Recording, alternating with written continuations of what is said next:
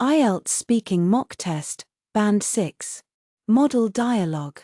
Topic: Time and punctuality. The language is purposely kept simple, with some hesitation and small mistakes that are typical of a strong Band 6. Good morning, my name's Sarah. Can I have your full name, please? Good morning, my name's Lin Thai Nguyen. And what should I call you? Just Lin is fine. Great. First, I'd like to ask you some questions about time and punctuality. Do you usually wear a watch? Actually, no. I used to wear one at high school, but now my phone is enough. I check the time on the lock screen, so, yeah, no need for a watch. How do you remind yourself of important appointments? I put them in the calendar app on my phone, and I set 2 alarms, 1 day before and 1 hour before. It works most of the time, except when I forget to charge my phone. Were you more or less punctual when you were a child? Definitely less. I remember my mum always shouted at me because I was still playing video games 5 minutes before the school bus came. Now I'm better. Well, a bit better. Is being on time considered important in your culture? Yes, especially for work or meetings with teachers. If you arrive late, people think you are rude or lazy. But for friends' parties, it's okay to be 10 or 15 minutes late. Nobody minds. What do you do if you arrive somewhere too early? I just wait in a cafe nearby or scroll social media in my car. I feel stupid standing exactly in front of the door. You know, too eager. How do you feel when other people are late? A little bit angry inside, but I don't show it. I just send them a message like "take your time" with a smiley face, but actually I'm looking at my watch every 2 minutes. IELTS Speaking Part 2. Now I'm going to give you a topic.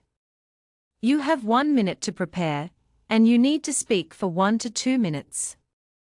Here's a pencil and paper to make notes. Okay, I think I'm ready. Well, I'd like to talk about the time I was late for my first university exam last year. The exam started at 8 o'clock in the morning, and the night before I studied until really late, maybe 2 a.m., so I overslept. When I opened my eyes, it was already 7:30 and the campus is 30 minutes away by motorbike. I jumped out of bed, didn't even eat breakfast, and rode as fast as I could. Unfortunately, there was a small accident on the main road, so traffic was terrible. I arrived at 8:20, 20 minutes late. The supervisor let me in, but I felt so nervous that my hands were shaking while I was filling the multiple choice sheet. Because of that, I made some stupid mistakes in the easy questions. In the end, I still passed, but only with a C instead of the A I wanted. After that day, I promised myself to set 3 alarms and to visit the exam room 1 day before, so I know exactly how long the journey takes. It was really a stressful lesson for me. Thank you. Do you usually set 3 alarms now? Yes, I do, and I put the phone across the room so I must stand up to turn it off. IELTS Speaking Part 3. Discussion. In your country, what kinds of events must people always arrive on time for? I think job interviews and weddings.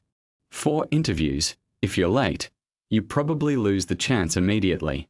For weddings, arriving late means the ceremony starts without you, and it looks very impolite to the bride's family. Why do some people find it hard to organize their time? Maybe they try to do too many things at once. For example, my roommate joins 3 clubs, does part-time work and also wants to play games. Every day he is rushing, always saying no time, no time. I think people need to say no more often. Do you think technology has made us better or worse at managing our time? Both, actually. Apps help us plan everything, but at the same time social media steals a lot of time.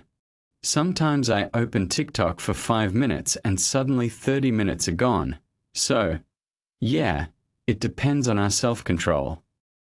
Should employers punish staff who are frequently late, or try to understand the reasons?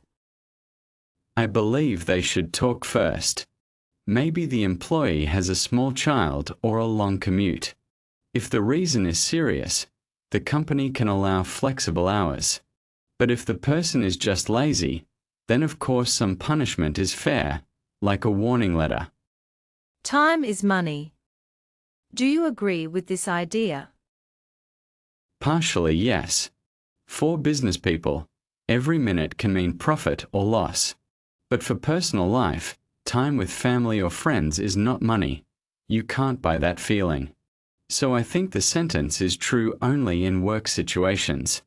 How might attitudes toward punctuality change in the future? I guess with more remote work, strict 9 to 5 punctuality will become less important. People will be judged by results, not by the exact minute they open their laptop. However, for face-to-face meetings, being on time will still matter, because nobody likes waiting. Thank you, Lynn. That is the end of the speaking test.